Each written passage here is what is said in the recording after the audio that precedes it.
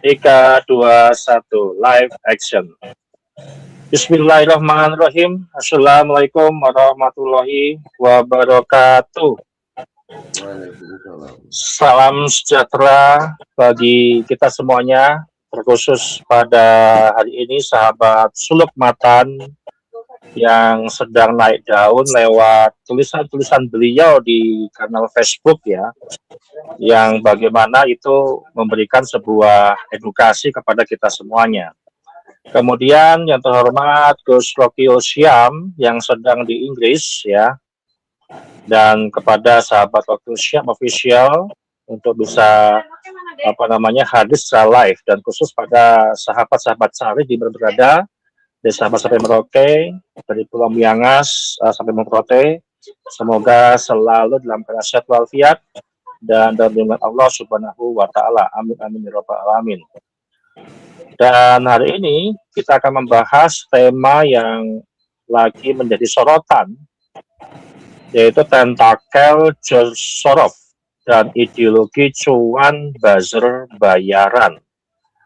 Nah, kalau kita bicara buzzer ini kan sebutnya adalah bagaimana membentuk sebuah opini yang berada di publik ya. Opini bukan berdiri secara original ataupun natural atau alami, tapi opini itu dibentuk dan bisa dibentuk ya. Maka suatu persepsi itu akan menjadi sebuah persepsi yang dibentuk dari opini yang dibuat oleh oknum-oknum yang memanfaatkan teknologi hari ini di sosial media. Dan demokrasi itu apakah masih murni kalau misalkan buzzer-buzzer yang bayar itu beredar di seluruh jagat media sosial? Atau memang sebenarnya menjadi sebuah produk yang bisa dijual belikan atau menjadi sebuah produk pesanan untuk menutup kritik ya, untuk menutup sebuah pertanyaan, untuk menutup isu atau mengalihkan isu gitu kan, yang memang hal itu lumrah dan memang bisa dibiayai gitu ya. Nah, hari ini kita tidak bicara sekedar teori saja, kita bicara data, kita bicara kasus apapun yang berkaitan dengan buzzer ya. Termasuk saya sejak Juli tahun lalu pun juga sudah menggeluti fenomena di sosial media terkait juga polemik nasab yang memang indikasi-indikasi buzzernya itu sangat kuat, dan persentase-persentasenya pun sudah kita hitung secara sistematis berdasarkan metodologi yang sudah kita sampaikan, dan memang dari Juli, Agustus, September itu sudah kita bisa memberikan sebuah kesimpulan, oh ternyata begini loh cara kerja buzzer itu bisa mengalihkan opini-opini publik. Nah, yang paling penting, siapa sih sebenarnya mengendalikan arah pikir publik di Indonesia? Dan ini saya sampaikan kepada seluruh warga Indonesia, khusus kepada Presiden Prabowo, untuk waspada ya terhadap oknum-oknum ya, ataupun yang mempunyai ideologi cuan buzzer yang memang notabene itu bayaran, dan yang bisa mengendalikan arah pikiran publik di Indonesia apapun itu isunya gitu ya. Nah, di sini kita akan membahas secara mendetail, dan juga ini sebenarnya sumber dari artikel yang ditulis oleh Gus Haikal di Facebook ya. Berapa kali kita mengangkat tema podcast dari ide-ide analisis pemikiran beliau ya, dan itu bisa membuka wawasan kita. Beliau adalah seorang dokter yang memang mumpuni dalam menganalisis ya, dan saya selalu menyebut beliau itu dengan nama dan gelar yang tepat, takutnya ada tikus gitu ya. Dan di sesi pertama ini kita akan ke Gus Rocky, Gus Haikal dulu. di mana Gus Haikal ya, oke boleh memapar paparan data yang jenengan itu sudah analisis di sosial media tentang pendanaan global via Open Society Foundation yang masuk ke Indonesia melalui Kurawal Foundation dengan total dana itu 1,8 juta US dollar dari tahun 2026 nanti sampai tahun 2028. Dan strategic drone itu 500.000 US dollar untuk grassroots mobilization, ya, kemudian 500.000 US dollar untuk youth leadership, kemudian 500 US dollar untuk monetary politik, dan seterusnya. Nah, ini bukan bantuan biasa, inilah desain sosial. Fenomena ini yang nanti memwujudkan sebuah opini pesanan. Nah, ini seperti apa nih Gus Haikal? Mungkin bisa dijelaskan secara sistematis kepada publik supaya publik itu paham terkait bagaimana sih pola-pola yang memang dilakukan oleh oknum-oknum ini dalam mempengaruhi opini publik. Monggo, silakan Gus Haikal. Ya, assalamualaikum warahmatullahi wabarakatuh. Waalaikumsalam warahmatullahi wabarakatuh. Mas Sari dan Gus Robi yang saya hormati di Inggris dan pemirsa sekalian dimanapun berada, selamat malam. Semoga Allah merahmati kita semuanya. Semoga pertemuan kita hari ini membawa manfaat berkah semuanya. Tema hari ini cukup ini ya, perkembangannya cukup menarik, artinya diskursus nasab ini sampai pada aktor-aktor internasional yang kemarin sempat kita bahas dari tulisan dari kawan Rifki ya. Jadi sebenarnya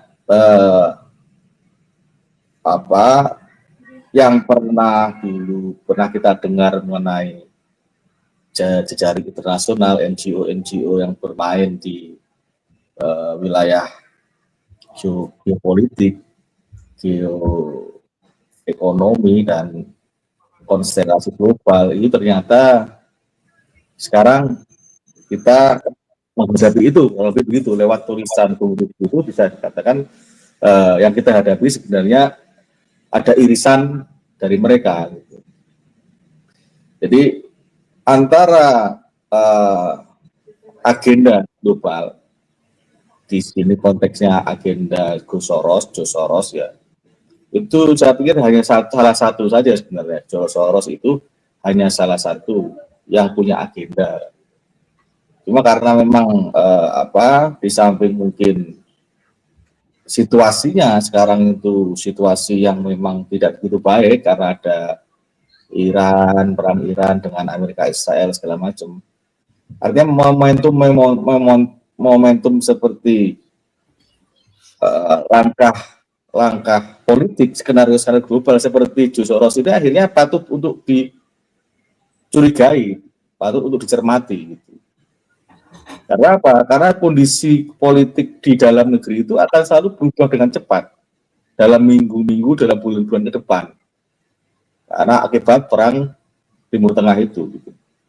Artinya kalau kemudian kita tidak tahu peta, artinya kita juga akan kebingungan juga untuk meraba-raba apa yang terjadi. Jadi dengan tulisan kawan review kemarin paling tidak membawa sedikit gambaran lah. Mengapa diskursus nasab ini kemudian menjadi pergeseran-pergeseran yang saya pikir itu sebenarnya tidak baik karena sudah tidak ilmiah lagi ketika ada unsur luar asing yang membawa kapital, yang membawa diskursus nasab ini, kemudian membawa narasi-narasi yang kecenderungannya untuk kepentingan global itu. Artinya nilai keilmiahannya pun akan terus diragukan objektivitasnya itu. Karena sesuatu yang sudah menjadi tadi kepentingan global, kepentingan pesanan, kepentingan sponsor itu pastinya ada kepentingan sponsor di situ. Seorang ketika menerima uang itu sekaligus juga menerima kontrak kan gitu. Akan menjalankan sesuai kontraknya, sesuai pesanannya, sesuai deal-dealnya itu gitu. Nah, deal-dealnya apa gitu. Yang di luar yang tampaknya baik, membawa narasi-narasi demokrasi, membawa narasi-narasi idealisme, narasi-narasi aktivis yang bisa jadi bagi para pelaku-pelaku, peneliti-peneliti bisa bilang begitu, itu tidak sadar bahwa dia sebenarnya sedang diperalat, menjadi boneka globalis ini. Jadi dia melakukan itu dengan sukarela, dengan semangat, dengan ya otomatis juga ada cuannya di situ tadi. Dia tidak sadar bahwa tindakannya itu merusak gitu kan. Penelitiannya itu merusak. Data-data ini kemudian ketika disampaikan kepada sponsorship tadi, pada jaringan-jaringan internasional, NGO segala macam, data ini dikumpulkan oleh mereka untuk kepentingan mereka. Bisa jadi data ini juga nanti dijual lagi oleh mereka. Jadi jual beli data ini bagi kepentingan orang ini, data ini penting gitu. Apalagi yang memang diperoleh dari negara-negara berkembang seperti Indonesia, negara-negara pasar seperti Indonesia gitu, yang setidaknya itu akan membantu mereka untuk membentuk pasar, untuk menciptakan pasar dan juga untuk memperoleh keuntungan sebanyak-banyaknya, menghegemoni narasi dan sebagainya gitu. Nah itu tentunya bagi orang yang bergerak di dalam bidang LSM, kemudian juga lembaga-lembaga yang berkaitan dengan isu-isu politik, demokrasi, ekonomi, segala macam, itu pastinya makanan empuk mereka gitu. Dan itu mereka memang mencari gitu siapapun gitu yang biasa diajak kerjasama untuk kepentingan mereka gitu. Dan kalau dari kacamata Soros ya, kepentingan Soros itu ya kepentingan yang jangka panjang. Donornya itu seperti kita singgung kemarin, donornya itu sebenarnya investasi gitu, bukan, tidak ada yang cuma-cuma, tidak ada makan siang gratis bahasanya kan begitu, tidak ada yang diberikan itu tanpa pamrih gitu di situ. Tapi bahasanya bahasa donor, bahasa sumbangan, bahasa hibah gitu kan. Jadi kalau kemudian kontrol daripada lembaga-lembaga penerima dana asing ini dari pemerintah kok kurang atau tidak ada, bahkan dibiarkan, mereka akan leluasa untuk membuat narasi-narasi yang dananya itu juga bisa dibilang tidak ada serinya, gitu, dana besar gitu. Yang itu narasi itu tidak bisa sebenarnya tidak bisa dijadikan pegangan, tapi membentuk pikiran-pikiran masyarakat awam di bidang apapun lah gitu. Terus ini narasi ini didesain sedemikian rupa, bisa melalui bungkus riset, bisa melalui bungkus itu intelektual yang tampil di banyak TV, banyak podcast, bahkan tokoh-tokoh terkenal. Dan sayangnya kadang itu mereka tidak memahami bahwa ini ada agenda besar gitu. Agenda besar artinya apa? Setiap polemik, setiap pendapat yang artinya berseberangan dengan pemerintah, dalam hal ini pemerintah Prabowo, itu patut dicermati gitu. Tidak semua kritik itu membangun gitu kan. Memang arahnya dana-dana itu untuk kebebasan berpendapat, kebebasan demokrasi, seperti yang disebutkan tadi, bahwa ini untuk tujuan-tujuan yang baik. Tapi ketika kritik-kritik ini tidak dikontrol, sebenarnya ya bisa jadi ini menjadi pintu masuk untuk kepentingan global ini menyampaikan secara terus-menerus hal-hal yang kontraproduktif terhadap pemerintah sebenarnya, melalui isu MBG, melalui isu misalnya posisi Indonesia di dalam posisi di BOP segala macam, di BRICS, di perang Iran dan Israel Amerika segala macam. Dan kepentingan ini yang politik ini pusat pemerintah itu akhirnya yang bagus-bagus ini pesannya tidak terdelivery kepada masyarakat karena selalu berbenturan dengan para pengkritis ini. Jadi sebenarnya pemerintah punya tujuan baik, punya tujuan yang mulia dalam memajukan Indonesia dalam program-programnya, akhirnya itu tidak tersampaikan karena selalu dikritik gitu.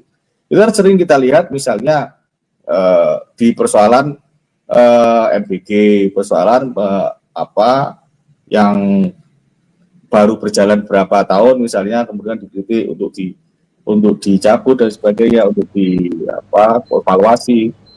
Ya, kemarin juga ada diskusi kecilan gitu mengenai itu, yaitu belum kelihatan, kalau saya responnya sih belum kelihatan kalau MBG kalau sekarang. MBG itu diibaratkan kayak inilah orang pemerintah bangun jembatan, bangun tol atau bangun jalan gitu kan, yang itu orang boleh lewat semua, orang boleh makan semua gitu, orang boleh. Kenapa itu tidak dibagikan kepada hanya rakyat miskin saja gitu kan? Ada yang protes gitu misalnya, ada yang berpendapat begitulah gitu.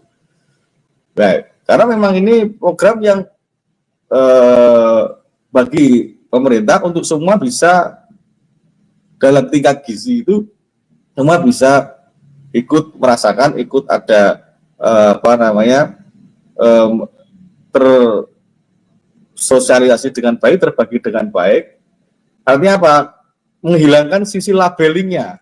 Orang itu ketika misalnya kebijakan itu khusus untuk masyarakat miskin ya, MBG itu akan mulai labelisasi bahwa oh yang lewat makan tuh miskin. Itu berat. Ketika anak SD, SMP, SMA akhirnya wah aku nggak mau nanti dibilang miskin kan gitu. Tapi kalau BLT, kalau yang cash itu malah orang berlomba-lomba cari tiket miskin. Kadang-kadang nakalnya di situ, cari status miskin itu karena yang diterima cash gitu kan. MBG ini kan makanan, apalagi ke anak-anak, ke pelajar-pelajar gitu. Tapi kalau sudah ada dikotomi yang makan ini hanya miskin, yang nggak makan ini yang nggak dapat ini yang kaya gitu kan. Dan anak ini kan akan sulit untuk menjelaskan kepada mereka, kadang-kadang tidak bisa dipahami gitu kan. Loh, aku dimiskinkan, salahku apa? Masih anak-anak misalnya, dimiskinkan gitu. Kondisiku jadi tahu-tahu jadi orang miskin gitu kan. Misalnya begitu, itu ya sederhana begitu. Ya artinya keputusan untuk kemudian pemerintah itu tidak membedakan antara kaya dan miskin itu dapat semua, itu bisa dipahami artinya dengan situasi yang sederhana gitu. Nah, maka penting sebenarnya untuk kita di hari ini yang di informasi sekian banyaknya, informasi yang bertebaran di sekitar kita itu untuk selalu memverifikasi ya setiap apa yang kita terima, setiap apa yang kita peroleh, apakah betul seperti itu. Verifikasi data terutama, minimal tanya dengan ahlinya aja, jangan tanya sama buzzer nggak bisa, jadi ya tanya jangan sama buzzer, apalagi yang buzzer yang asli ya, ada buzzer palsu ya ada, maksudnya buzzer yang bisa dipertanggungjawabkan ya, buzzer yang asli ini bahaya, dia nggak punya standar ya sesuai kepentingannya, seperti ngomong gitu, sesuai kepentingan pendonornya gitu. Nah, kenapa kemudian dalam misalnya kembali kepada diskursus nasab ini ya, jadi kepentingan global Soros untuk bisa menghegemoni atau artinya juga bisa mengambil aset sebanyak-banyaknya dari Indonesia ini dengan isu-isu atau dana-dana yang sudah dia donorkan, dia investasikan, itu kurang lebih bisa dibaca bahwa dia pengen Indonesia ini selalu dalam narasi dia, selalu dalam hegemoni dia gitu. Termasuk kondisi menciptakan chaos gitu.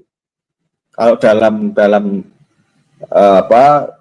teorinya sih ada semacam deep state. Sebenarnya di negara kita itu ada deep state. Deep state itu orang-orang yang diduga ya itu berdiri di luar pemerintah sebagai pemerintah bayangan. Pemerintah bayangan artinya apa? Ini orang-orang ini di wilayah deep state ini dia mengontrol jalannya kebijakan-kebijakan ini dengan power kapital gitu. Yang menyuap pejabat, menyuap menteri, menyuap DPR, menyuap, artinya dari lembaga legislatif, yudikatif, eksekutif ini potensial untuk dikontrol oleh mereka dengan kontrol kapital itu. Deep state itu seperti itu.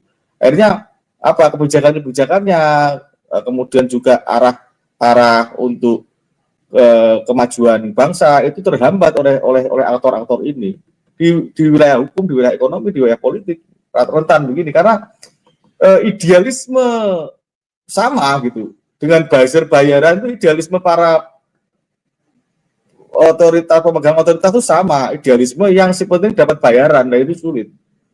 Nasionalismenya itu selalu terkikis. Kalau orang itu ketika masih aktivis ya, turun di jalan ketika mahasiswa, wah demo, turunkan harga, turunkan minyak, bensin segala macam, misalnya turunkan presiden, demo dengan idealismenya. Orang-orang 98 itulah, 9798 itu kan yang juga mereka menduduki posisi sentral sekarang, jadi menteri, jadi DPR, jadi mungkin di yudikatif juga, artinya posisi-posisi sekarang itu banyak diduduki oleh mereka. Tapi kenyataannya juga tidak bisa lepas dari pengaruh-pengaruh kepentingan yang pragmatis. Artinya ketika orang itu sudah menjadi seseorang, punya kedudukan, itu idealisme itu terkadang tergadaikan gitu. Itu yang sangat disayangkan ya, apalagi orang yang belum sudah cari cuan, belum sudah cari duit gitu, tidak peduli narasinya seperti apa, sepenting dapat duit, bayar seperti itu ya yang dosanya pastinya orang seperti itu ya banyak. Kalau disengaja seperti itu ya dia membuat narasi yang itu membingungkan orang banyak, apalagi berkaitan dengan sisi akidah, dengan sisi keagamaan kita gitu. Nah, ini yang fenomena yang di diskusi nasab ini, ada kepentingan globalis tadi, Soros, ada kepentingan Ba'alawi untuk mempertahankan hegemoninya gitu. Artinya dua kepentingan ini ketemu, kemudian ada kepentingan buzzer tadi. Karena kalau ada polemik itu pasti ada aja yang mendulang itu.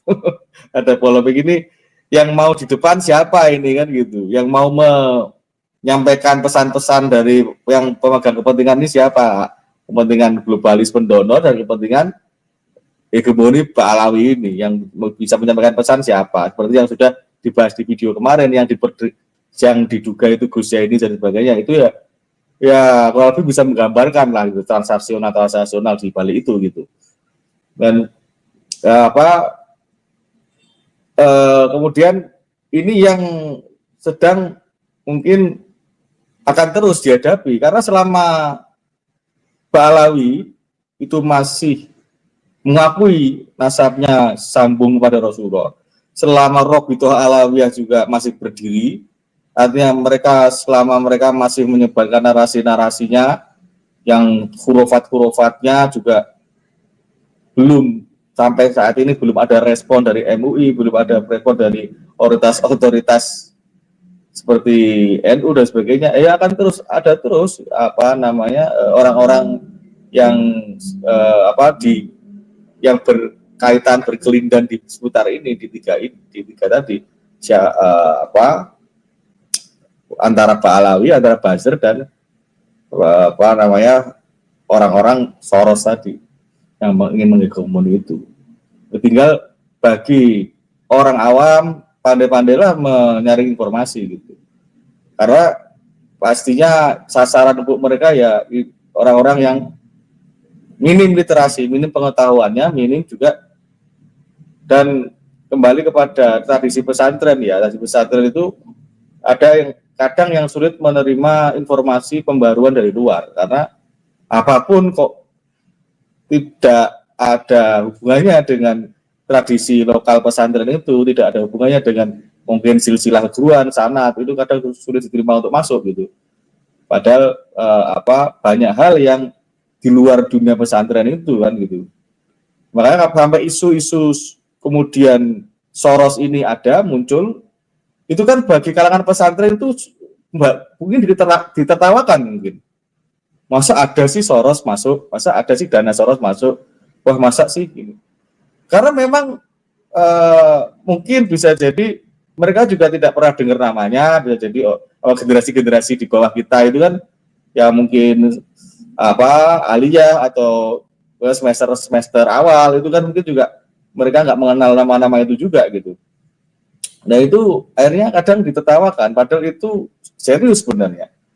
Karena ketika isu ini dipelihara narasinya oleh kepentingan-kepentingan global, artinya objektivitasnya itu jauh dari ilmiah, pergeseran isu nasab ini sudah tidak menjadi isu yang ilmiah lagi, sudah memang perang betul-betulan, perang ini apa namanya narasi, sedangkan mereka didukung oleh dana-dana tadi gitu.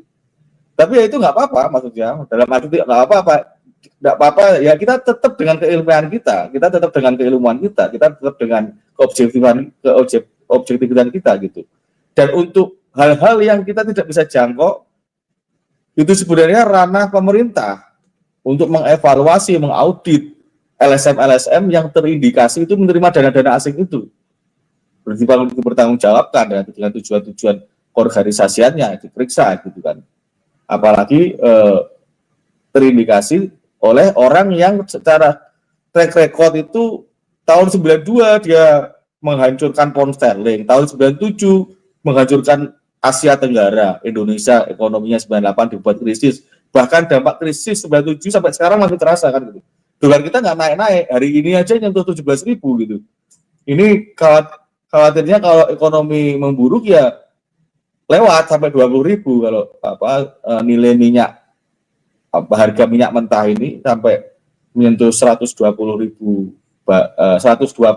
dolar per barel. Ini juga rentan naik lagi gitu. Kalau 120 ini masih 100-an lebih 101 atau berapa lagi. 100 lebih artinya sudah.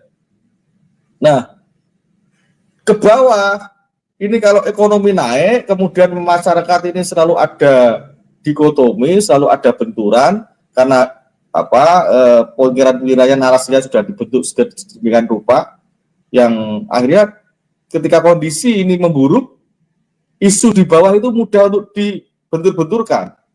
Masa-masa yang kebenciannya ini sudah dipupuk sedemikian rupa dengan narasi-narasi itu, akhirnya ketika ada kondisi yang berubah mulai politik, ekonomi segala macam, mereka mudah digiring untuk kadang turun ke jalan, kemudian kadang untuk membuat demo-demo yang kemudian kontrol dari pemerintah itu menjadi semakin lemah kan gitu terhadap rakyatnya, menciptakan kekacauan. Ini yang diwaspadai kan itu. Sebenarnya juga saya pikir Prabowo sudah sadar juga ada LSM yang liar gitu. Dalam arti liar itu dia tidak berpihak pada keberpihakan nasional pribumi, tapi berpihak pada pendonor-pendonor itu sudah, karena dalam pidatonya juga Prabowo beberapa kali menyinggung juga gitu. Nah, artinya kalau kita tahu petanya, kita tidak mudah terprovokasi. Jangan-jangan yang di jalan-jalan itu di belakangnya ada Mr. Soros itu, ada ABCD yang pengennya kemarin seperti kita di kemarin diskon besar-besaran aset nasional kita gitu kan. Ekonomi kita lumpuh, mereka menjadi mudah masuk dengan lembaga-lembaga itunya, mungkin juga dengan pintu IMF, mungkin dengan pintu World Bank segala macam yang memang kemudian tujuannya untuk mencekram lebih jauh lagi, lebih erat lagi, lebih mendalam lagi Indonesia ini. Karena ya yang kemudian ketika chaos itu muncul, pertahanan negara lemah, rakyat ini mudah diprovokasi, kemudian ekonomi kita terpengaruh, karena rentan sekali di level-level ini, di tahap-tahap ini, ketika perang ini tidak kunjung usai antara Amerika, Iran, dan segala macam, ya kemudian imbasnya di hari-hari 1 minggu ke depan atau bulan-bulan ini, itu yang perlu kita waspadai. Dan ini memang pekerjaan yang tidak mudah. Artinya apa? Mungkin bagi pemerintah ini situasi yang dalam arti pemerintah pun tidak bisa serta-merta menjangkau semuanya begitu. Itu harus kesadaran dari kita sendiri untuk mengetahui peta, kita sendiri untuk mengetahui geopolitik, geoekonomi gitu, memahami ini. Jadi paling nggak informasi yang kita sampaikan hari ini bisa menambah agar kita tidak ikut menjadi bagian untuk yang merusak negeri ini kan gitu. Tapi begitu dulu Mas Charlie.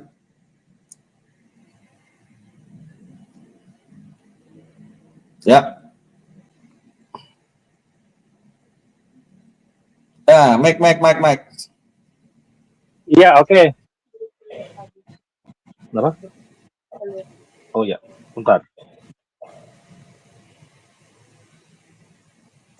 Silakan Gus Rocky untuk disambung dulu Gus Rocky tanggapan ya. Ya, tadi menarik sekali paparan dari Gus Haikal ya, bahwa kita perlu dengan cermat memahami, membaca peran Soros di dalam setiap perubahan sosial politik, yang mana sebetulnya dari perspektif Soros sendiri kita membaca bahwa dia mengambil keuntungan ekonomi. Itu benar. Tetapi kita juga harus hati-hati dalam membaca itu, karena terkadang standarnya itu yang digunakan tidak satu, tetapi banyak. Spektrumnya tidak hanya satu, tetapi banyak. Maksud saya begini, terkadang ada upaya-upaya pembelaan khas ideologi liberal terhadap apa-apa yang dilakukan oleh orang semacam Soros. Bagi kita, apa yang dilakukan Soros misalnya, itu adalah kita menghakiminya secara etis. Ya. Kita menghakiminya secara etis bahwa nggak etis apa yang dilakukan oleh seorang spekulan ekonomi dalam wilayah yang sangat besar. Maksudnya duit yang dia mainkan itu kan pastinya besar sekali lah, bukan kayak kita beli saham gitu kan, bukan kayak kita beli kripto yang murahan gitu kan. Ini kelasnya George Soros. Di sisi lain dia untung besar ya, tetapi faktanya di lapangan yang menderita itu jutaan perut manusia yang nggak bisa makan karena harga bahan pokok naik. Itu yang direkam di 98, kira-kira begitu kan. Tetapi bagi kalangan liberal, hal semacam ini justru konsekuensi daripada free market itu sendiri, yang justru tetap mereka bela gitu. Disinilah ada paradoks daripada ideologi liberalisme, free market. Mereka mengecam otoritarianisme, tetapi sekaligus mereka membenarkan untuk menghasilkan satu raksasa ekonomi yang justru pengaruhnya melebihi negara. Dan di sisi lain ada rakyat yang akibat propaganda demokrasi liberalisme ada jutaan rakyat yang kelaparan. Kita harus ingat Soros itu tadi dipaparkan 92 dia masuk menghantam pound sterling yang dipeg ke mata uangnya Jerman. Waktu itu Jerman baru reunifikasi ya, setelah terpisah Jerman Barat Timur 91 Soviet runtuh, akhirnya Jerman Timur bergabung dengan Jerman Barat, diunifikasi lagi. Di situ stabil mata uangnya, dan karena itu stabil menguat, pounds dipeg ke Jerman, padahal kondisi UK sendiri, Inggris sendiri sebetulnya ekonominya itu sedang nggak bagus, tetapi dipeg ke mata uang yang sebetulnya lebih stabil. Disitulah Soros melihat celah. Begitupun krisis finansial Asia Tenggara khususnya, itu kan dimulai dari Thailand, baht. Soros melihat ada celah di mana sebetulnya ekonomi Thailand sedang nggak baik-baik saja, tetapi mata uang bahtnya dipeg ke dolar. Peg inilah yang bagi Soros ada celah nih untuk kita hantam. Jadi kadang upaya yang dilakukan Soros selain dari aspek ideologi liberal, ya ideologi sosialnya itu liberal, ideologi ekonominya juga liberal, itu dianggap perilaku sebagai semacam Soros ini sebagai koreksi terhadap pemerintah dan juga pasar, bahwa dianggap pemerintah melakukan manipulasi data di mana ada hal-hal yang sebetulnya tidak dibongkar. Ini loh realitas sebenarnya, perekonomian Anda itu melemah, tetapi keinginan Anda itu terlalu tinggi dengan mempeg ke dolar. Begitupun pasar dianggap menentukan harga tidak sesuai dengan realitas, dianggapnya terlalu murah, ya, underrated atau terlalu mahal, overrated, kan begitu. Nah, dianggap di dalam ekonomi liberalisme itu orang semacam Soros itu berjasa untuk mengkoreksi nilai ini. Nah, jadi ini sebetulnya pertarungan ideologi yang kompleks, melibatkan banyak kekuatan, banyak elemen, bahkan ada elemen deep state tadi kan, sebagaimana yang dibilang oleh Gus Haikal. Termasuk salah satunya elemen buzzer di sini, yang buzzer digunakan untuk menggiring opini. Nah, kita katakan perang ini adalah perang soft power, menggunakan kekuasaan yang soft. Kalau hard power yang menggunakan militer. Nah, dan Soros selalu menggunakan soft power ini, itu nggak langsung melalui ekonomi atau tiba-tiba disuntik dana, no, enggak. Kalau kita lihat track record-nya Soros sendiri, pada awalnya dia berkuliah di London School of Economics, dia itu bukan peminat di saham gitu kan, nggak ekonomi secara langsung. Dia itu muridnya Karl Popper, filsuf yang nulis buku The Open Society and Its Enemy. Dan judul buku itulah yang kemudian menginspirasi Soros membuat yayasannya Open Society Foundation, OSF, yang kemudian di dalam medianya Rusia itu dibongkar. OSF inilah yang mendanai LSM di Indonesia yang kemarin demonstrasi Indonesia Gelap menggunakan lambang One Piece dan seterusnya, yang kemudian dikabarkan oleh Kang Mas Rifki itu membiayai salah satu platform media yang terafiliasi juga dengan NU gitu kan. Nah, ini awal mulanya adalah pemikiran Soros dari gurunya, yang oleh sebagian kalangan analis, Soros itu membelokkan makna dari apa yang ditulis oleh gurunya, yaitu Karl Popper melalui bukunya Open Society and Its Enemy. Dan sebetulnya Soros itu awalnya penikmat filsafat, ya, pembelajar filsafat dan teori sosial. Makanya di sini, ini di sisi lain, ya memang cerdas, Soros ini cerdas, jenius. Dia dari belajar filsafat dan teori sosial ini, mampu mengambil keuntungan secara ekonomi atas rekayasa filsafat dan sosial di beberapa negara. Salah satunya di Indonesia yang kena dampak krisis moneter, krisis finansial Asia Tenggara 97, 98. Nah, di mana ada short selling yang dilakukan Soros terhadap BAT, dia dapat keuntungan 200% atas short selling yang dia lakukan, sementara secara sosial politik terjadi perubahan besar-besaran juga di kawasan itu. Apa perubahannya? Ya di Thailand terjadi perubahan, di Malaysia terjadi perubahan, di Singapura terjadi perubahan kebijakan. Di Indonesia terjadi reformasi 98 yang mengakibatkan reformasi konstitusi 99 sampai 2022. Di antara kebijakan yang dihapuskan adalah kebijakan GBHN misalnya, di mana sistem pembangunan ekonomi itu yang tadinya terpusat diatur pemerintah menjadi betul-betul free market ekonomi ala neoliberalisme. Itu 98 terjadi. Dan konstitusi akhirnya membuka keran besar-besaran, gitu kan? Yang tadinya arah pembangunan nasional di bidang ekonomi, di bidang sosial, di bidang politik, di bidang kemasyarakatan, apapun itu, dikontrol oleh pemerintah pusat di era Orde Baru. Nah, dilihat oleh orang semacam Soros ini, itu ada kelemahan terhadap sistem semacam ini dengan alih-alih embel-embel untuk melakukan demokratisasi. Pasti kampanyenya itu demokratisasi, kesetaraan, kebebasan sipil, dan seterusnya dan seterusnya. Akhirnya dilakukan satu pengkondisian masyarakat melalui soft power media, salah satunya adalah buzzer di sini, untuk melakukan propaganda menggiring, terjadi instabilitas, terkuaklah apa itu yang disembunyikan oleh pemerintah di bawah karpet istana atau di bawah meja birokrasi. Terjadi instabilitas, gejolak sosial politik, investor takut, akhirnya drop ekonomi, short selling dilakukan, Soros dapat untung, buzzer ini akhirnya dianggap harus bertanggung jawab atas gejolak yang kemudian terjadi.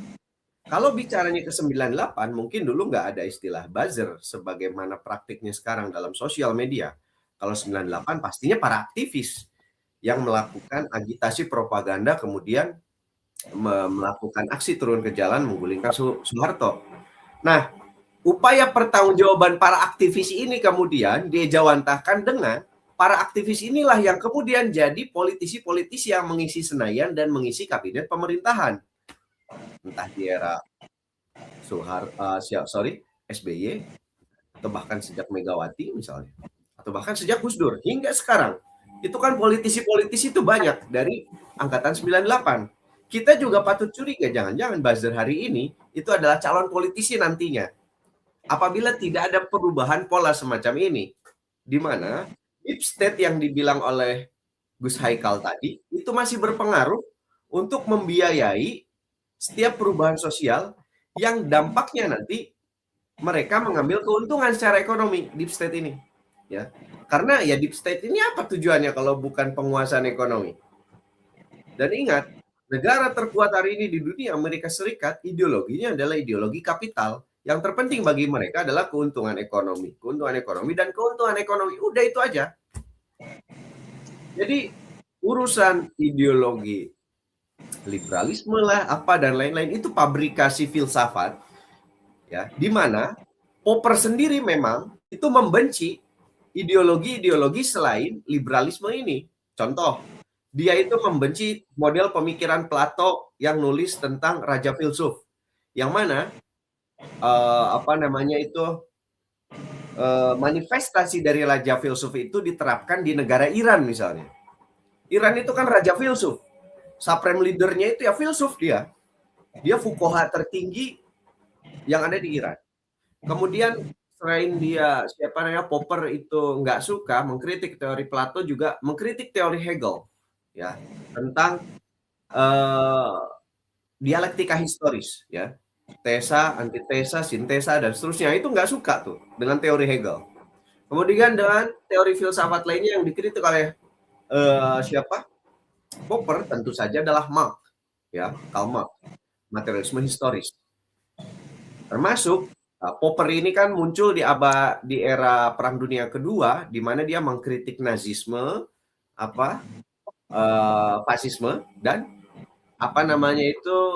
komunisme. Dia berdiri di seberang atau di sebelah liberalisme. Nah, Soros itu ada di dalam ideologi itu dan dia gunakan ideologi ini sebagai upaya marketing dan bahkan brainwashing terhadap agen-agennya. Makanya kan diberitakan bahwa ada beberapa belas orang bahkan dari kalangan pesantren yang disekolahkan, quote and quote disekolahkan, di training.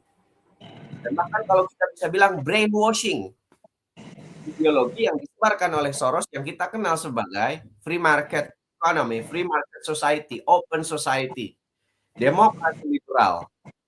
Itu menjadi agen mereka, sementara yang mendapatkan cuan keuntungan adalah Soros. Ingat, angka 1,6 miliar ke platform media apa itu yang dibongkar sama Mas Rifki, itu 1,6 miliar itu receh buat seorang Soros. Dan itu receh untuk sekelas ambruknya kepercayaan masyarakat terhadap negara.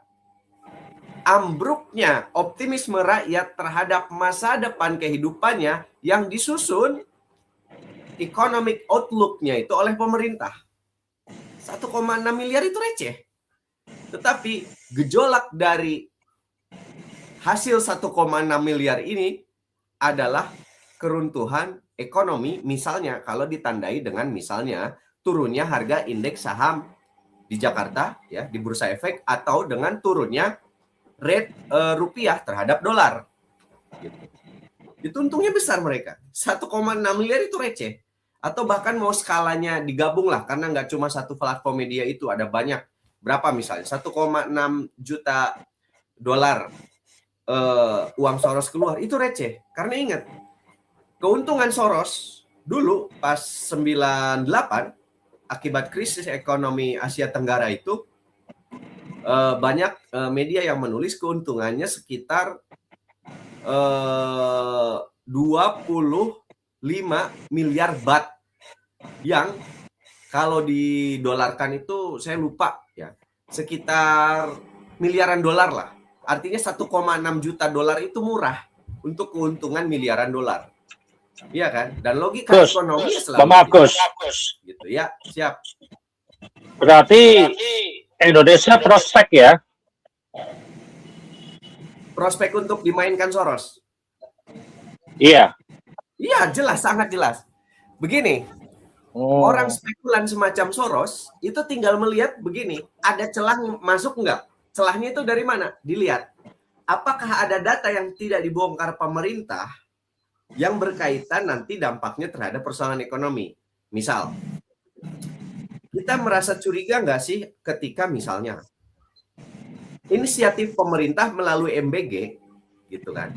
Yang ini dananya dari APBN ataupun mendatangkan investor dari luar, katakanlah sebesar ratusan triliun rupiah. Yang tentu ini efek ekonominya itu sangat domino ke masyarakat di level bawah. Orang semacam Soros, spekulan-spekulan lainnya bisa melihat celah meskipun sedikit dari kebijakan fiskal akibat dari MBG misalnya. Kita perlu hati-hati makanya nanti. Apakah misalnya kritikan-kritikan terhadap MBG dan lain-lain itu bisa dimanfaatkan oleh spekulan sebesar Soros? Karena ini perkara ini nggak duit kecil ini. 400 triliun atau 500 triliun untuk MBG atau 300 triliun lah. Anggap kecilnya 300 triliun itu selama 1 tahun. Ini nggak duit kecil. Asal dicari celahnya aja bisa masuk. Selain MBG masih ada juga mungkin lainnya yang itu sifatnya ekonomi makro, kemudian ada celah dan tentu saja bisa meraup keuntungan besar. Nah, itu orang semacam Soros ya akan melihat celah-celah itu dan kita bisa lihat kan banyak civil society yang mengkritik MBG gitu kan misalnya. Tetapi tidak ada semacam solusi yang menguntungkan rakyat kita sendiri atas kebijakan MBG ini misalnya.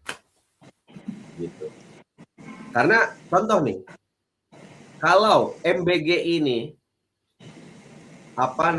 diselenggarakan dengan menggunakan supply chain pengadaannya itu dari mulai nasi, dari mulai susu, telur dan lain-lain tanpa impor, ya, alias petani lokal kita itu menjadi swasembada. Pengadaannya, distribusinya oleh koperasi kita, mungkin itu akan memperkuat ekonomi kita. Kita harus optimis soal itu. Tetapi kalau faktanya adalah yang diuntungkan investor-investor luar negeri, penanam modal asing, kita patut curiga. Dan ini yang nanti jadi celah-celah untuk terus dimainkan. Dan soal MBG akan terus dikritik, disuarakan. Ini contoh aja MBG, belum masalah yang lain, masalah rupiah, masalah apa. Dan rupiah hari ini udah 17.000 kan. Dan kita patut melihat, ini jadi 17.000 sejak red flag-nya kapan? Apakah sejak red flag Indonesia gelap atau sejak kapan? Tapi saya disclaimer, saya bukan analis ekonomi, bukan apalagi pakar ekonomi ya. Hanya kita ya patut membaca soal ini juga, soal ekonomi. Paling nggak dasar-dasarnya ngerti juga gitu. Saya pikir jenengan itu ahli atau pakar loh Gus. Saya pikir. Gitu kan. Ya, saya harus bilang. Ini artinya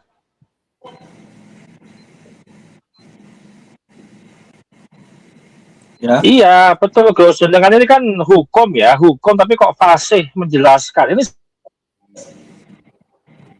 ya. Nah, ini yang menarik. Ada artikel. Ini saya yakin Gus Haikal pasti setuju. Artikelnya itu intinya menulis bahwa kenapa semua orang saya anggap itu pakar loh. Ya, kenapa semua orang harus belajar atau jadi mahasiswa hukum? Karena apa? Mahasiswa hukum itu harus ngerti banyak soal, nggak cuma hukum itu sendiri. Coba. Pelajaran apa yang nggak ada hukumnya? Ekonomi ada hukum ekonomi. Islam ada hukum Islam. Sosial ada hukum sosial. Bahkan karma ada hukum karma. Alam ada hukum alam. Iya kan? Kan begitu. Iya, betul. Secara pribadi saya ya, riset saya itu soal kebijakan neoliberalisme atau logika filsafat neoliberalisme dan pengaruhnya terhadap konstitusi di Indonesia yang saya tracing sejak awal pendirian Republik hingga sekarang gitu loh. Dan ini kan kaitannya dengan ideologi dunia ini, dengan dinamika dunia. Bagaimana awal Perang Dunia Kedua, misalnya ada Walter Friedman yang itu jadi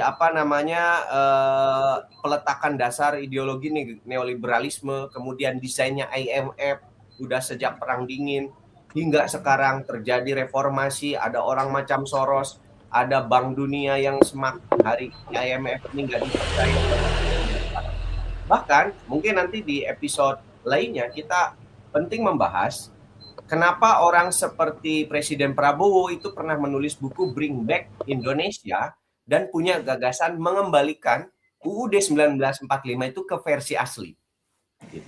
Di tengah ada buzzer hari ini, ada kelompok liberal yang justru nggak pengen balik ke UUD 45 asli, tapi pengen amandemen kelima. Dan ini dibayangkan amandemen 4 kali aja udah gila-gilaan semacam sekarang kan kondisi, apalagi ada amandemen kelima dalam arti semakin liberal.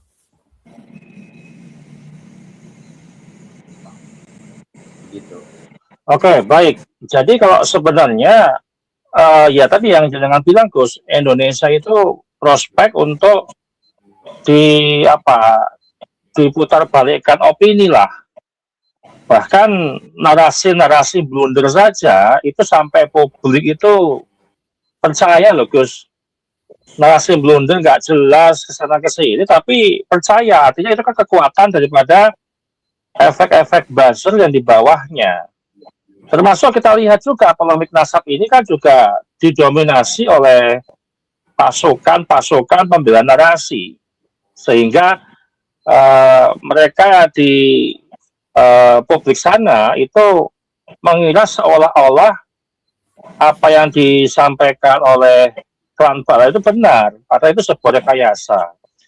Termasuk tadi Gus, yang menarik itu dana 1,4 miliar itu ya dana receh sebenarnya, tapi mampu untuk memberikan atau membentuk sebuah opini gitu loh Gus. Iya. Nah, sekarang kita akan gini Gus, masuk ke dalam ideologi dan dakwah ya.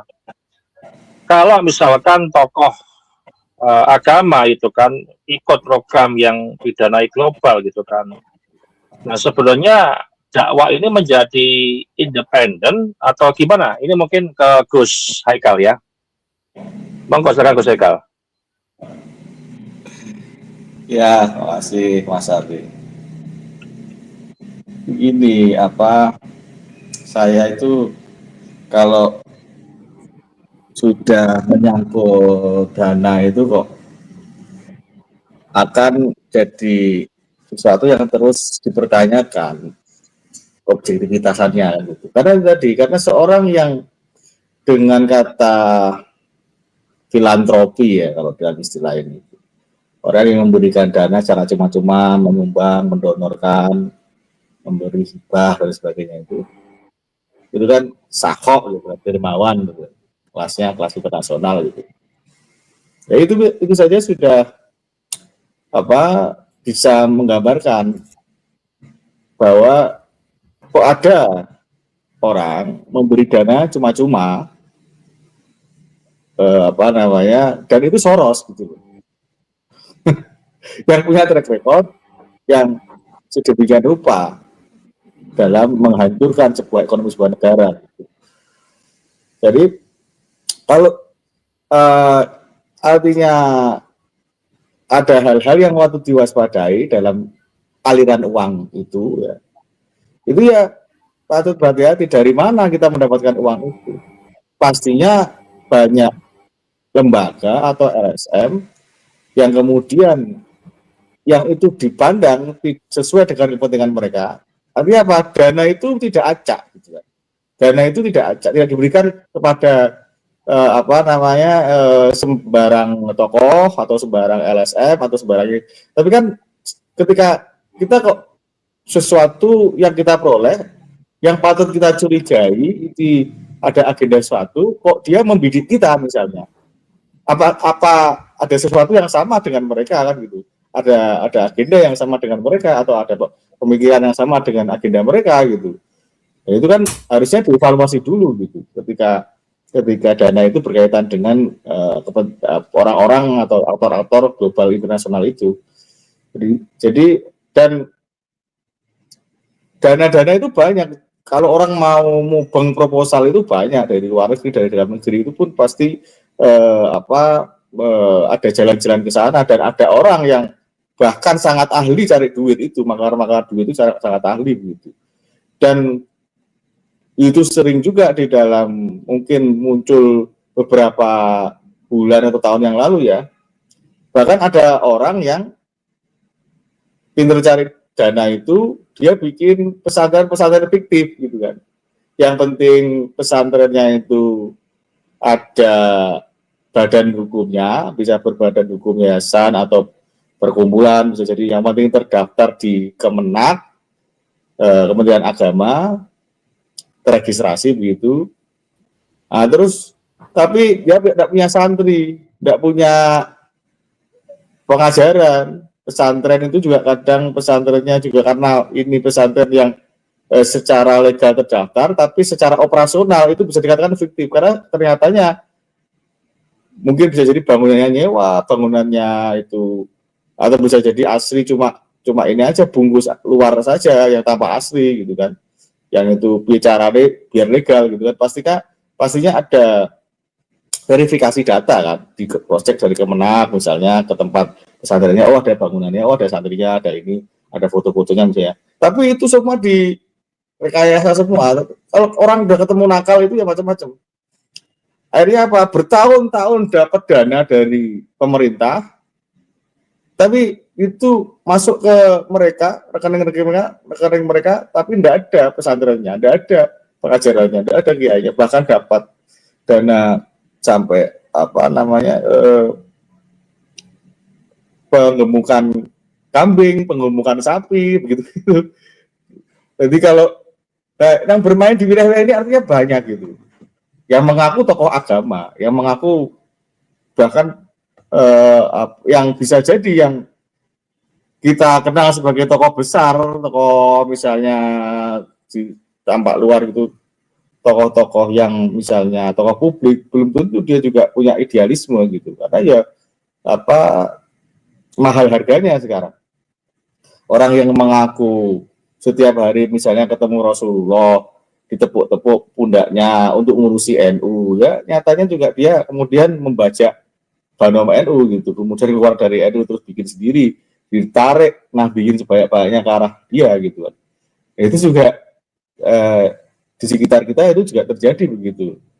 Nah, ya ini idealisme baik organisasi, kemudian juga nasionalisme, kemudian juga orang-orang yang masih punya nilai dalam sisi-sisi keobjektifitannya itu makin jarang gitu. Yang ada ya sekarang kebanyakan itu ya kepentingan gitu. Nah ini yang bagi Soros itu yang selalu akan jadi sasaran empuk gitu.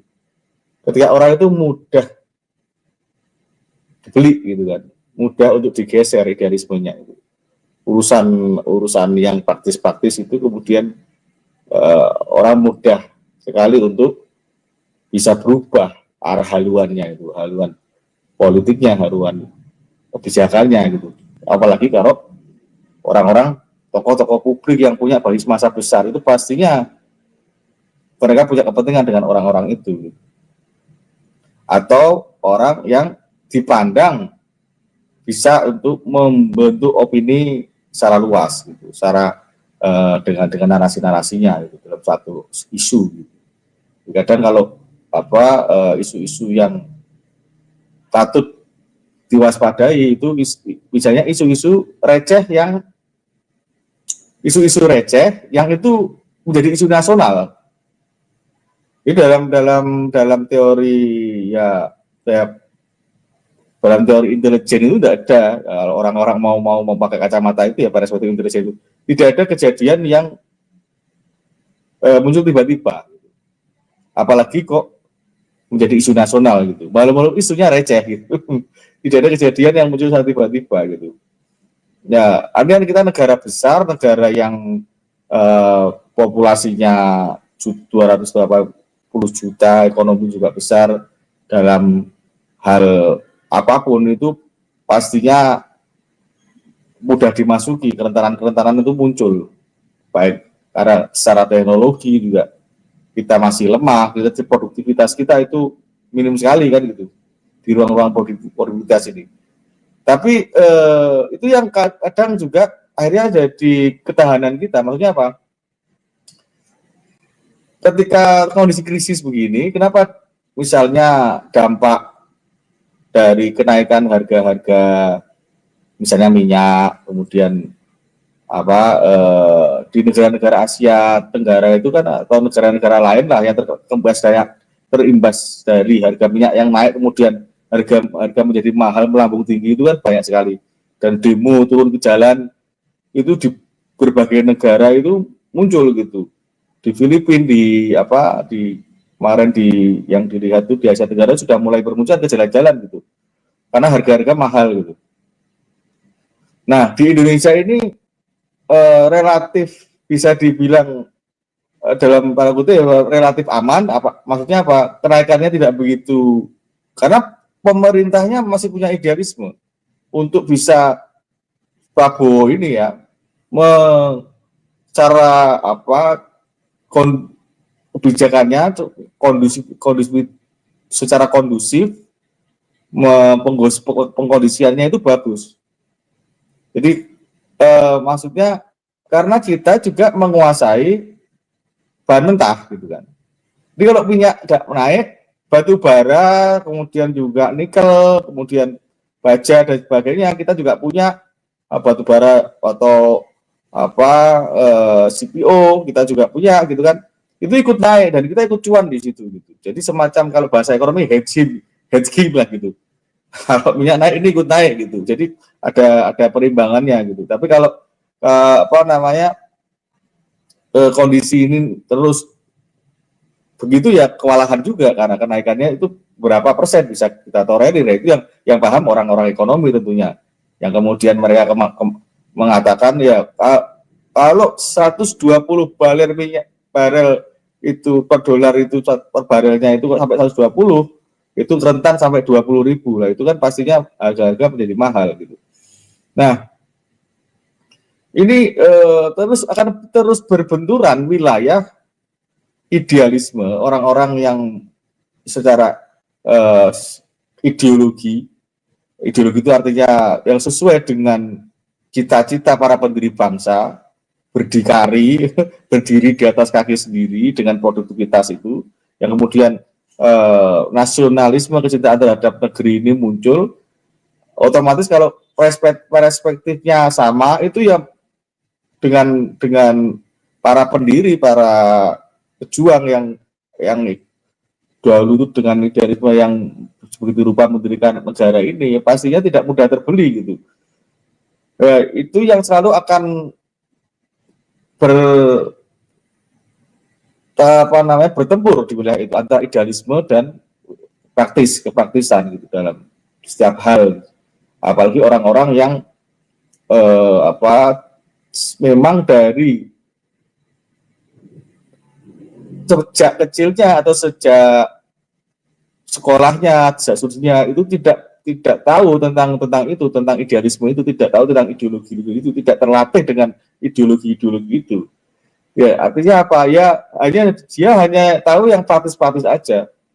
Ya, kebiasaan yang oportunis, kebiasaan yang tidak baik, yang itu kemudian dibawa ketika itu menduduki posisi-posisi penting di puncak-puncak pemerintahan ini, yaitu kebiasaan-kebiasaan yang mereka peroleh semenjak mereka di bangku kuliah, di bangku alma mater mereka yang dulu pastinya gitu. Karena kalau tradisi atau budaya yang secara membentuk karakternya itu karakter yang bisa artinya sejalan dengan ideologi bangsa, dengan ideologi agama, nilai-nilai itu terus dibawa, ya Indonesia pastinya tidak akan seperti ini jadinya. Indonesia menjadi kacau balau seperti ini ya karena orang-orang itu ketika sudah mencapai posisi pemegang otoritas itu idealismenya luntur daripada banyak kepentingan-kepentingan. Ya menghadapi persoalan Balawi saja sudah, atau menghadapi persoalan Khurafat saja sudah kalah gitu orang-orang kita gitu ketika pemegang otoritas itu apa yang ditakutkan untuk mengatakan bahwa Balawi sesat gitu kan. Karena memang dari berbagai aspek itu banyak gitu kan yang perlu dikoreksi gitu kan. Dan terus kemudian juga kita juga sekarang ini dihadapkan dengan posisi-posisi yang cukup mengkhawatirkan. Itu penting juga dari tokoh agama mewakili dari bahasa masyarakat, karena tokoh agama itu mewakili ini ya, apalagi kalangan nazin, kalangan pesantren yang mayoritas penduduk ini beragama Islam, Ahlus Sunnah wal Jamaah, itu penting untuk kemudian menyampaikan pesan bahwa atau minimal itu menyampaikan hal-hal yang sifatnya itu untuk memberi suasana yang kondusif terhadap masyarakat untuk situasi-situasi yang agak mengkhawatirkan ini gitu dari tokoh agama gitu. Ini kan kayaknya pemerintah itu atau bukan pemerintah secara ini ya, sepertinya kok Prabowo saja gitu yang menyampaikan gitu, Prabowo menyampaikan pesan-pesan tentang MPG, pesan-pesan tentang kebijakan luar negeri itu kok tidak kompak gitu antara kementeri-menterinya gitu, seolah-olah Prabowo itu kayak kerja sendiri gitu. Nah itu kan artinya untuk menyampaikan pesan-pesan pemerintah itu juga penting juga untuk bisa terdelivery gitu kepada masyarakat kita, terutama kalau dalam sudut pandang Nahdliyin gitu ya. Jadi kalau kemudian masyarakat dan pemerintah bisa menerima informasi yang artinya itu verified, itu pastinya lebih menenteramkan, membantu gitu untuk melihat kondisi gitu. Nah ini kan selalu akan dibiaskan oleh para buzzer ini masalahnya. Buzzer ini akan selalu memberi narasi-narasi yang akan membingungkan gitu. Karena narasi aslinya akan tertutup. Narasi yang harusnya masyarakat itu bisa berpegang, bisa di dalam kehidupan baik, kehidupan berbangsa bernegaranya, kehidupan beragama itu memulai informasi yang valid, karena buzzer ini jadi bias gitu. Selalu akan begitu gitu. Nah, di persoalan-persoalan seperti nasab ini begitu terus, karena itu tadi pemegang otoritas itu belum memberi pesan yang sesuai gitu, yang objektif.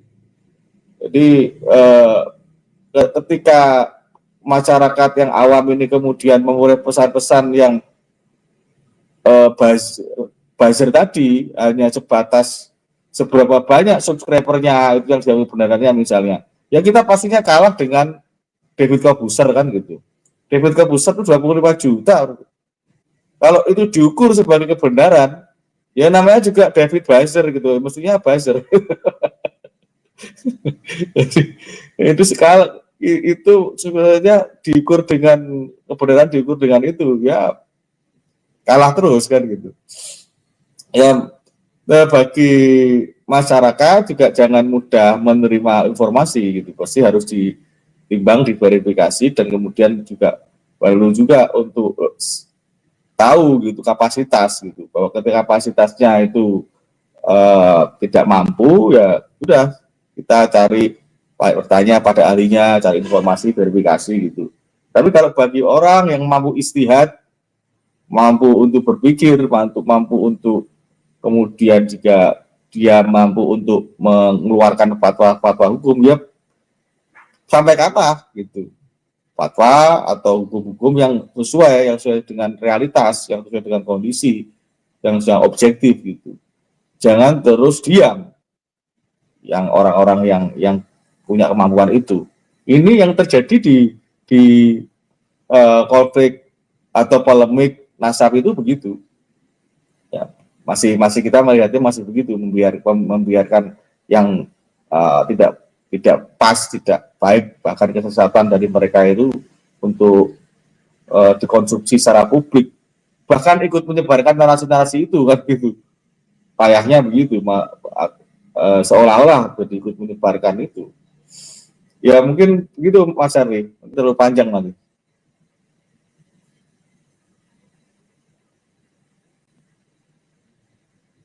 Halo, Mike. Oke. Ya, saya kan ya. Jadi gini Gus, kalau kita melihat ya, ini saya mengutip beberapa pemikiran Gus Rocky ya. Secara analisis saya mengambil 4 multi layer analisis. Yang pertama itu layer kognitif ya, atau bias kognitif lah yang sering disampaikan, diungkapkan oleh Gus Rocky. Di mana publik itu sebenarnya nggak sadar sedang dipengaruhi gitu kan. Kemudian kedua, layer diskursif gitu ya.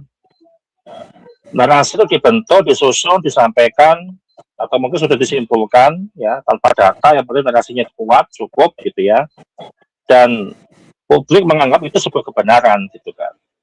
Kemudian layer sosial itu kelompok tertentu itu yang memanfaatkan situasi dan kondisi termasuk polemik nasab ini yang menjadi amplifier gitu kan. Dan yang terakhir inilah layer ekonomi, di mana ada aliran dana, artinya ada sebuah arah dan tujuan daripada hal itu. Kalau dilihat mungkin kita ke Gus Rocky ya, ini mungkin sebagai pertanyaan diskusi ya. Apakah menurut Gus Rocky ini polemik nasab sejak awal Kiimat membongkar nasabnya Balawi palsu, terus kemarin mereka nggak bisa membuktikan keaslian nasabnya, mereka melakukan membentuk sebuah jaringan buzzer atau mungkin kita sebut mungkin merekayasa opini, apakah memang sejak awal atau memang di tengah-tengah polemik nasab yang secara kita lihat mereka sudah mulai kelabakan, kesulitan, dan ketidakmampuan dalam membuktikan nasab mereka. Sehingga jalan satu-satunya adalah publik itu digiring opininya supaya seolah-olah ada sebuah propaganda. Dan ini akan menarik Gus untuk kita bahas di episode berikutnya gitu ya. Propaganda Balawi sudah nggak mempan di era sekarang ini gitu kan. Nah, menurut Gus Rocky gimana Gus Rocky? Monggo silakan Gus Rocky. Baik, pertama saya tidak akan berbicara bahwa itu pasti terjadi. Kita hanya meraba, tentu saja menganalisis kemungkinan.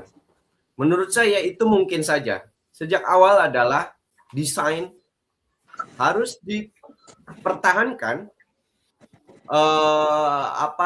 privilege, struktur sosial, pengaruh, kemudian apapun itu terkait Ba'alwi, bahkan klaim mereka sebagai cucu Nabi itu harus dipertahankan dengan diantara cara-cara adalah menggunakan buzzer.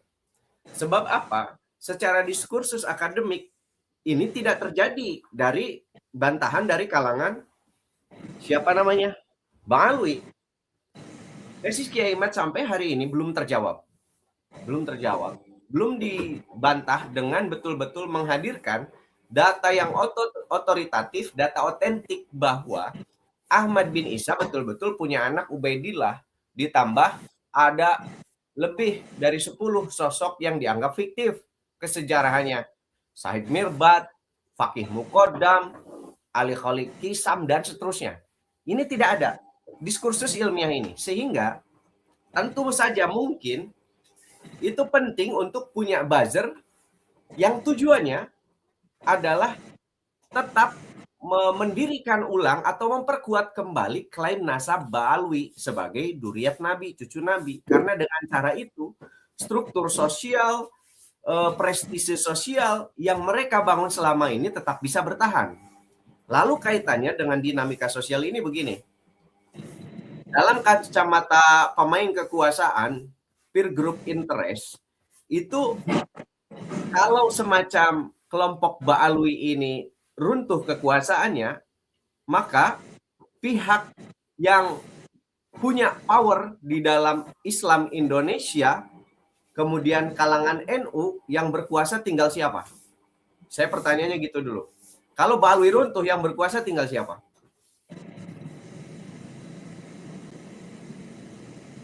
Tentu jawabannya yang berkuasa tinggal kiai-kiai lokal. Kita istilahkan kiai pribumi, begitu kan? Di kalangan NU. Pembelanya nggak akan berkuasa juga, ya Gus ya? Gimana? Pembelanya juga nggak akan berkuasa gitu ya? Yang nggak akan berkuasa, tentu saja. Maksud saya begini, kalau Balwi runtuh nih, ya otomatis pembelanya ya apalagi runtuh lah. Wong Balwinya aja udah runtuh. Pembelanya ya runtuh. Berarti yang berkuasa ya, yang punya power atas kelompok Islam tradisional Nahdlatul Ulama berarti tinggal Kiai Pribumi, betul nggak? Ada nggak yang? Iya, betul. Betul kan? Dan kita ingat sejarahnya, Kiai-Kiai Pribumi ini wataknya seperti dulu. Kiai-Kiai Nusantara sebelum kemerdekaan hingga sejak awal-awal kemerdekaan. Nggak ada namanya Kiai-Kiai Pribumi itu bisa dibeli sama orang asing. Sama Belanda, apalagi sama Josoros. Kira-kira kalau Josorosnya ada zaman itu. Nah, orang luar itu nggak suka kalau ada entitas semacam orang NU pesantren itu nggak bisa mereka kendalikan. Nggak suka mereka. Karena apa? Ya kiai-kiai sejarahnya dari dulu nggak bisa dikendalikan. Padahal secara kekuasaan tidak bisa dianggap remeh itu orang-orang Islam tradisional yang katanya santri budug, yang katanya terbelakang. Faktanya, secara sejarah, kelompok santri ini, kelompok Islam tradisional ini, yang berkontribusi besar untuk melakukan resistensi terhadap penjajah, memerdekakan bangsa, bahkan mengusir agresi militer Belanda.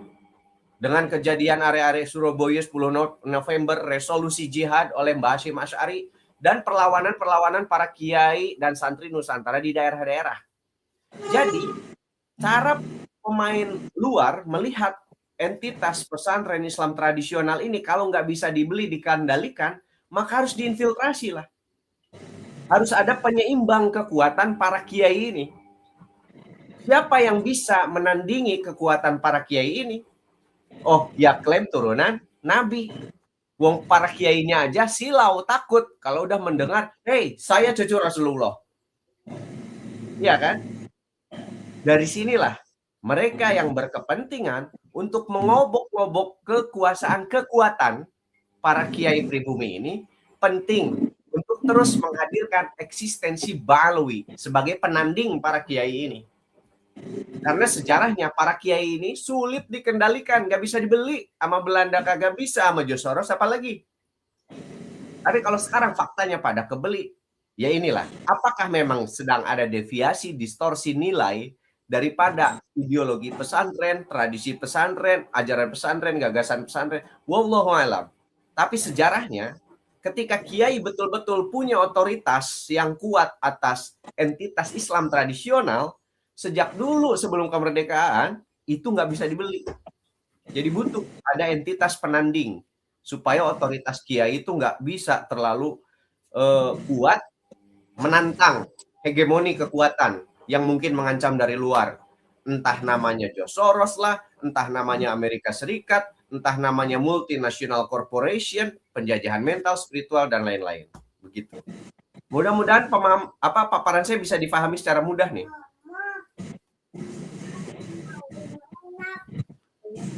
Halo? Ya, Mas Charlie.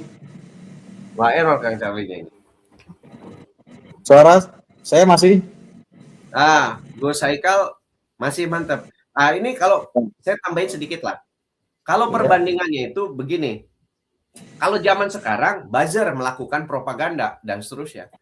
Zaman dulu, Belanda itu bukan bawa buzzer, bawanya mufti. Ya.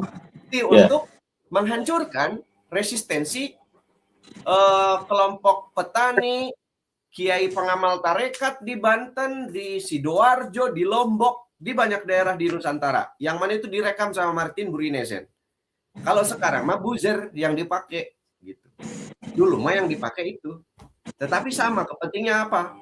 Penguasaan ekonomi, politik. Gitu. Ini Kang Charlie-nya mana error? Ya, memang kalau dicermati ya sebenarnya ada semacam pengulangan sejarah ya. Seperti misalnya kalau kita ngomong kepentingan asing ya artinya Soros itu seperti halnya Sendok Gogronyo gitu. Dulu ada Sendok Gogronyo kepentingan asing, kepentingan Belanda, sekarang ada Soros itu kepentingan asing gitu. Ya kalau dulu Usman bin Yahya itu digaji sama Belanda, dikasih uang sama Sendok, dikasih ya bisa dikatakan ya donor ya sponsorship gitu untuk menyebarkan fatwa-fatwanya, bahkan diberi bantuan untuk mencetak fatwa-fatwanya dan disebarkan ke seluruh Nusantara untuk memborgol ini pribumi, untuk memborgol ulama-ulamanya dengan fatwa-fatwanya itu, membentuk opini publik, kan, bisa dikatakan begitu, membentuk mindset yang ujungnya untuk melemahkan mentalitas dari pribumi untuk melawan penjajah. Bahkan sampai memisahkan antara agama dan politik, ya. Islam politik. Bahwa agama ya cukup ritual-ritual, ibadah, zikir, tidak usah ngurusi politik. Ada persinggungan sama politik atau beranda biar tetap berkuasa terus, menghegemoni terus. Yang penting dibebaskan beragama, dibebaskan zikir, dibebaskan ritual-ritual. Dah, yang penting itu aja cukup, tidak usah ke politik. Nah, itu kayaknya juga baik gitu kan. Narasi-narasi itu sepertinya baik, tapi itu membius orang itu menjadi semangat mentalitas terjajahnya itu terus gitu, ada terus gitu. Nah ini yang sama dengan buzzer-buzzer yang dalam diskursus nasab ini ketika host Sendok Gogronyo nggak ada, asingnya nggak ada, tapi hadir Soros misalnya, yang mensponsori Usman bin Yahya yang baru ini untuk membuat narasi-narasi, untuk membuat data-data, untuk membuat bisa jadi membikin fakta sejarah, itu ibarat membikin fatwa-fatwa kan gitu, untuk menyebarkan narasi-narasinya itu. Nah itu ya kita hanya melihat pengulangan sejarah. Kalau sekarang itu pribumi sama yang diserang masih sama polanya, artinya pola identitas gitu. Identitas kelas yang masih kental, ada kelas Ahwal pribumi, ada kelas Arab yang di situ keturunan Nabi gitu. Jadi program-program dari Sendok Gogronyo itu sampai sekarang itu masih berjalan di situ, bisa dikatakan begitu. Karena apa? Karena ada kemapanan yang sudah dibentuk sekian ratus tahun oleh politik dari Belanda lewat Sendok Gogronyo itu, lewat fatwa-fatwa Usman bin Yahya itu. Gitu. Jadi ketika mereka sudah tidak ada, ya ini tinggal melanjutkan karena kemapanan ekonomi politik di ruang-ruang kelas itu mereka kenyamanannya sudah ratusan tahun. Gitu. Nah ini ditambah dengan sponsorship sebagai bisa dikatakan Sendok Gogronyo yang baru, figur Soros ini untuk mendanai kepentingan mereka. Kebetulan kepentingannya bisa dikatakan kebetulan bertemu. Yang satu punya kepentingan untuk menghegemoni kekuasaan simbolik melalui nasab dengan simbolik agama itu, akhirnya mereka memperoleh privilege. Soros punya kepentingan untuk menghegemoni, untuk bisa mengambil sumber daya alam kita, kekayaan negara kita. Jadi kalau kemudian kekuasaan simbolik dari nasab itu berhadapan dengan kiai-kiai lokal, gitu kan, kalau George Soros ini ya berhadapan tentunya dengan sistem kenegaraan kita, sistem apa namanya yang pemerintah yang yang tercipta secara legal. Makanya kecenderungan mereka akhirnya membentuknya pemerintah bayangan gitu. Deep state itu tadi itu menjalankan agenda-agendanya. Jadi ini hanya artinya kita bisa melihat bahwa agenda NASA Pak Alawi itu hanya sepotong kecil lah gitu, karena juga dananya kecil gitu.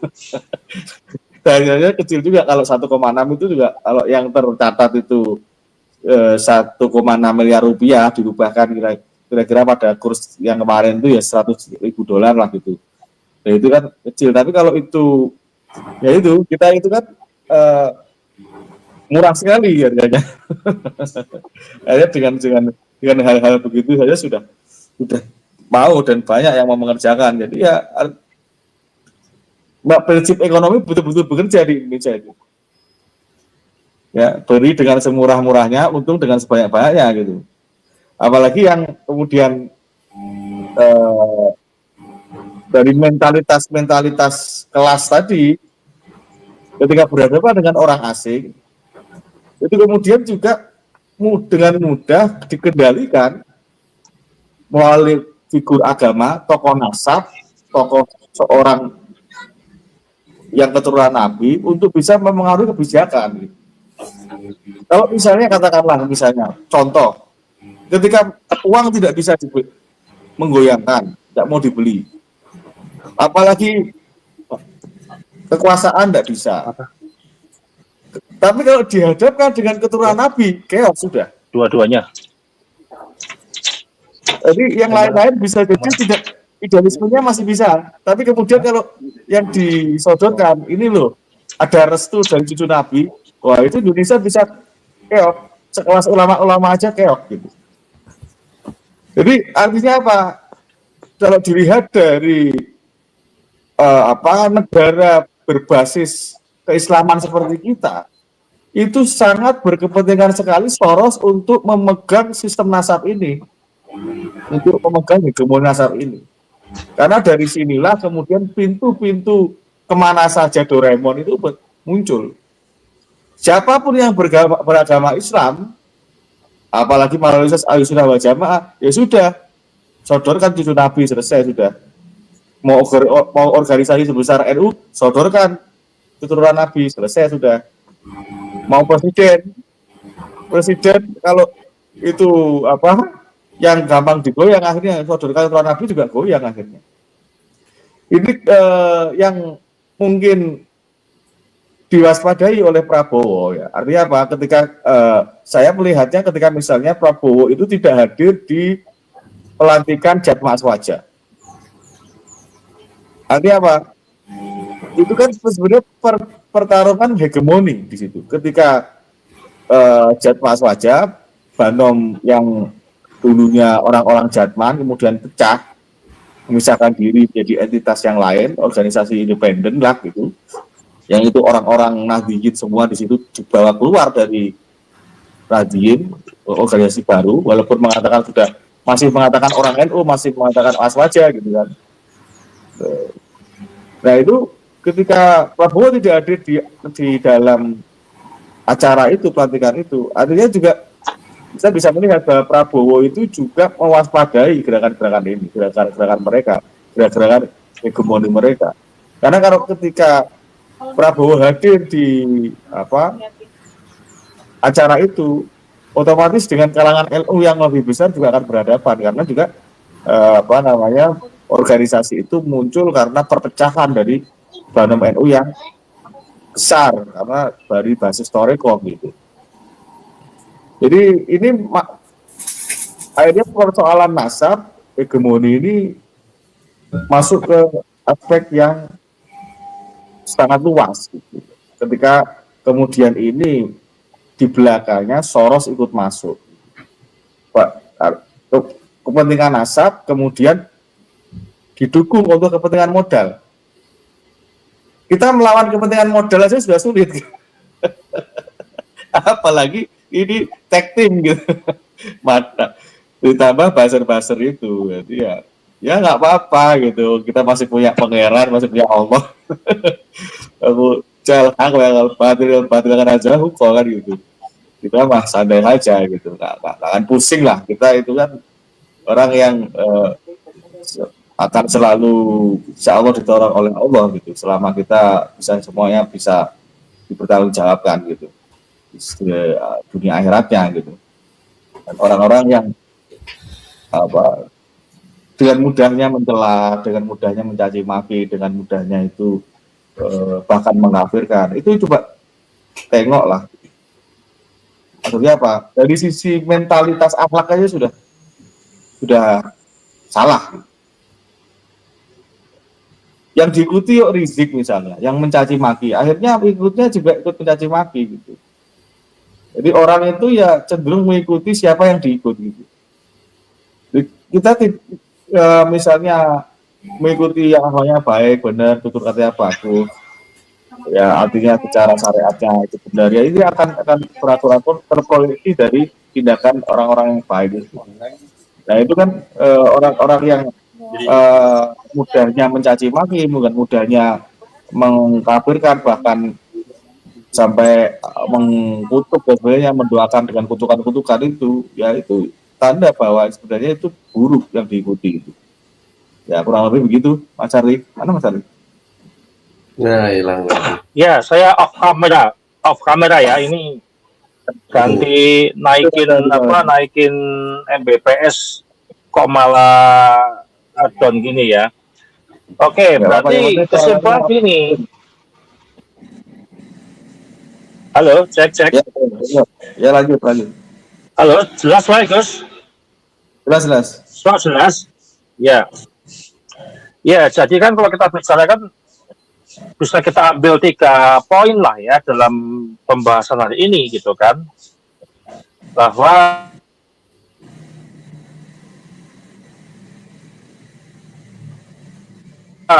narasi itu bisa dikatakan itu bukan negara, tapi pikiran rakyat ataupun yang dikendalikan itu publik.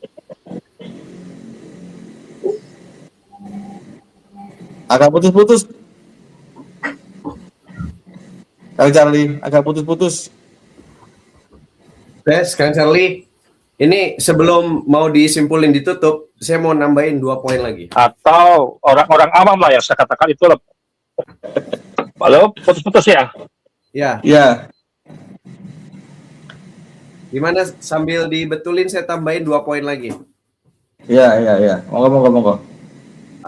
Pertama, tadi yang dibilang Gus Haikal itu harus betul-betul di underline. Misal seperti sosok Rizik Syihab.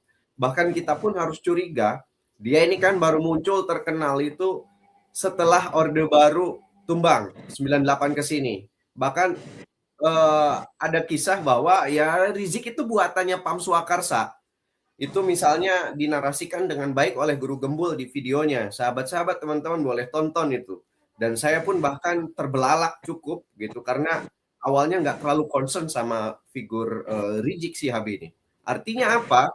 Ya bayaran juga pada akhirnya, desain juga, dan bahkan tahun 2021 kalau tidak salah di masa-masa FPI itu mau dibubarkan, diindikasikan FPI itu figur-figurnya, aktor-aktor terafiliasi FPI menerima pendanaan dari asing, dari luar. Ada sekitar 90 orang. Itu laporan PPATK. Kemudian juga sekali lagi saya harus tegaskan, sejarahnya sejak dulu ini bangsa Indonesia, orang Nusantara, selalu kelompok elemen agama tradisional melalui pesantren yang resisten terhadap Belanda. Bahkan mohon izin, tanpa mengurangi rasa hormat, kelompok nasionalis sekalipun tidak mampu seresisten kelompok Islam tradisional berbasis pesantren. Ponegoro bagaimanapun adalah bagian dari Islam tradisional. Kemudian perlawanan-perlawanan di daerah-daerah. Mungkin kelompok nasionalis sampai kiri pernah melakukan pemberontakan, tetapi tidak seheroik, tidak sehebat impact-nya kalangan Islam tradisional bahkan hingga awal kemerdekaan ketika agresi militer Belanda 1 dan 2 melalui peranan resolusi jihad misalnya. Artinya apa? orang luar yang ingin menjajah Indonesia akan selalu melihat bagaimana kondisi sosial politik di dalam kultur Islam tradisional Indonesia. Dalam arti pesantren dan wadahnya itu Nahdlatul Ulama. Kalau ingin kuasai Indonesia, kuasai NU-nya. Kalau ingin hancurkan Indonesia, hancurkan NU-nya. Kalau ingin pecah belah Indonesia, pecah belah NU-nya. Dan sekarang kita melihat fenomena sosiologis masyarakat pesantren di wilayah Nahdlatul Ulama seolah-olah punya dualisme kepemimpinan antara kiai atau habib. Satu, kiai punya otoritas, klaim akhlak, klaim kealiman, klaim apa lagi? Sebaiknya kiai tidak perlu namanya klaim turunan itu kan. Karena yang selalu mengklaim turunan itu yang satunya, habaib. Dan ini habaib juga bercokol di wilayah Islam tradisional dan mulai menemukan kolamnya dan dianggap sebagai pemimpin. Siapa di antaranya? Imam Jumbo. Apakah kita mau terus-terusan nih warga pesantren Islam tradisional itu ada dualisme kepemimpinan figur Islam tradisional antara kiai dan habib, padahal sejarahnya tidak ada para habib memimpin pemberontakan melawan penjajah. Itu aja Kang Charlie. Terima kasih. Oke. Suara saya jelas ya? Jelas. Oke, jadi kesimpulannya juga ini agak menarik Gus untuk dibahas ke depan ya, mungkin di beberapa episode ke depan. Narasi-narasi Ba'alawi yang mereka tuduhkan ke kita terkait propaganda gitu ya.